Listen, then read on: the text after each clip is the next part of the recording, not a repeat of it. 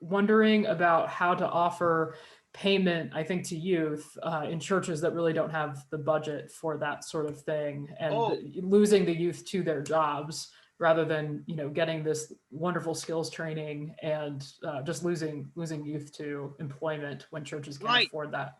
Well, so the interesting part you're going to see when I share some of the numbers, but there's never been a point at which Motown itself has not been able to pay its students or pay for itself. It doesn't require extra church funding because it generates revenue. Clients pay for us to mow their lawns, and the revenue stream that it generates, and this is part of what I see is the beauty of social enterprise, is it allows us to create revenue and then reinvest it back in kingdom work. And there are kids that are employed with, say, Motown. We actually have some student employees of Utmost as well, Utmost Athletics, who then they do end up bouncing to other jobs, or they do the life skills and that's it, and they go on and do other things. But to us, that's not a loss.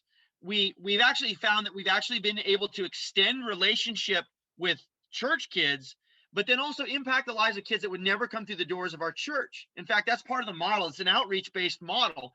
And my attitude is that, look, if nothing else, if I have a kid come through the doors of my youth center and I've gotten them ready for the next 20 years of life in some way, then I have done them a great service. One of our theme verses is James 2:16. If I tell you to go in peace, but I and eat your fill, but I don't put food in your stomach or clothes on your back, what good have I done you? And I was struck by that because 6-7 years ago, we baptized these two kids at our church that were pretty rough and tumble. And the church was over there, just patting itself on the back for having done that. And justifiably so. We were loving these kids. It was great. But I'm driving them home one night after youth group and dropping them off. And I'm dropping one of them off to a trailer with no running water, and another one who's living with grandma because granddad had won a little bit of money in the lottery and walked out on him.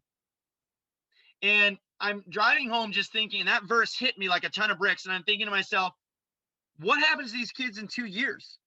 So we got them baptized. Wonderful. I mean, I suppose Jesus is dancing about that someplace, but is he also lamenting the fact that we haven't cared one bit for the here and now life that's right around the corner for them? So for me, I would love it if every kid that came in really got to a place of understanding that they're made in the image of God and that Christ has called them into this really compelling life. But I'm not going to be manipulative to do that. And that's not what you're suggesting, I know. But not only that, I would still feel like I had served them really well, even if I just helped them to learn how to put food in their mouth by holding down a job. I would feel like there's great glory given to God in doing that kind of work. So for me, there's not one finished product in this model.